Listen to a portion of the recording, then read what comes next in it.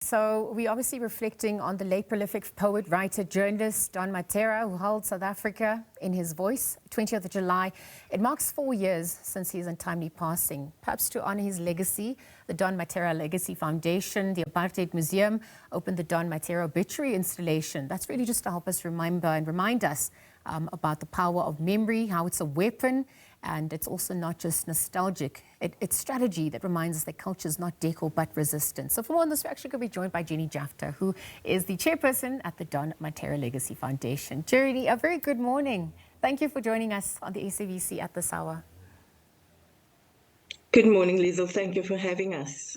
I mean, we know the indelible mark that Don has played in our country's democratic dispensation. Perhaps also just his contribution to dignity, to memory, and to, to equality as well. So I wonder if we're looking at the timing of all of this, because timing is so important. Why was it the right time for, the foundation to open the installation? Yeah. So thank you very much. We were pretty excited about the invitation to do this. The Apartheid Museum, every 2 years, they honor an icon in the arts and culture space. And this was the fourth time that they had decided to erect an obituary wall. So the invitation to do this for Don was obviously timeless, and I think when you talk about why now, Don had passed away 4 years ago, and when the invitation came, we thought it was quite fortuitous for us to actually celebrate his life in this way. And so when we look at the obituary wall, we don't look at it as an opportunity to remember his death, but rather to celebrate his life.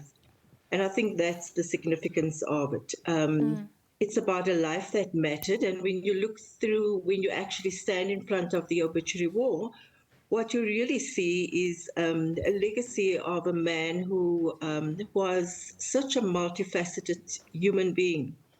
A writer, a journalist, an activist, a mentor, a family man, and more importantly, a community man. Yeah, well, you begin to understand. Yeah. Well, Jenny, let's delve in further, because we know that Don, I mean, he spoke about and wrote, memory is the weapon. So when we speak about this installation, this juncture of our country as well, how we turn that memory into strategy. I mean, it's a fire time. We know there was that attempt to erase culture, to erase language as well. So as we look at the importance of that in remembering who we are, to understand where we're headed as a nature. It's not just decor, it's resistance at large. Perhaps we can reflect on that a little bit more through the obituary installation. Yeah, so that's quite significant when you talk about that. Yes. So when in Don's writings, of course, Don touches very deeply on the issues of identity, belonging, inequality, justice, and community. He uses the pen and his words as a form of resistance, as you rightfully say. And so it's very important to understand that this was his form of expression, and a form of expression in the sense that he gave expression to what ordinary people and communities were experiencing at the time. And ultimately, his writings clearly was about something much bigger, and it was about human dignity and freedom. And so he believed that he had a responsibility to express that in the form of his writings. And if you look, yeah. we're speaking about the might of the pen. We're looking at his upbringing, coming from a gang-infested area, moving to literature, expressing himself through that to help not only heal himself, but our nation at large. And so 4 years on, just with his own passing, I mean, there's so many aspects of his legacy that's indelible. It's so necessary for South Africa at this juncture. What do you think South Africa most needs from his work right now?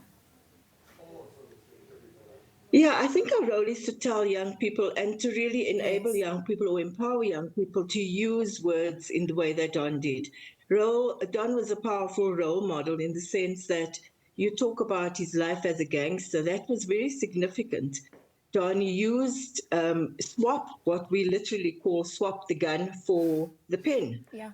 And so when we look at Don's life and his story, clearly what we really would like young people to do is to understand that there is power in words, there is power in the expression of writing, there is power in the expression of really telling your story. So one of the things we do as a foundation, and Don ultimately was a powerful storyteller, what we do is empower young people to really tell their own stories, and we do it in the form of producing films about our communities. Yeah.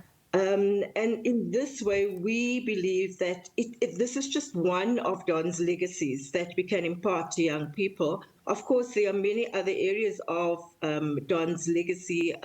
His work, particularly in the field of journalism, his field, the field of poetry, writing books, etc.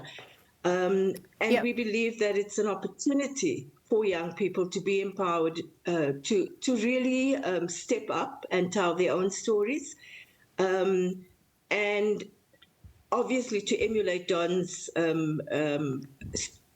experiences, and how Don was able to transition from that life of gangsterhood to the life of a poet and an author.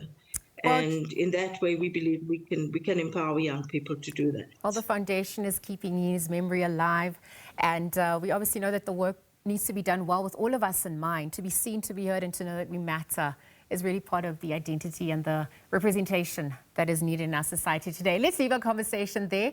We're wishing you and the team all the best of luck as you continue with that important work. Just this morning, just grateful to Chairperson at the Don Mattera Legacy Foundation, Jenny Jeftha, of course, just chatting to us about Don Mattera Obituary Installation. It's now currently open at the Apartheid Museum.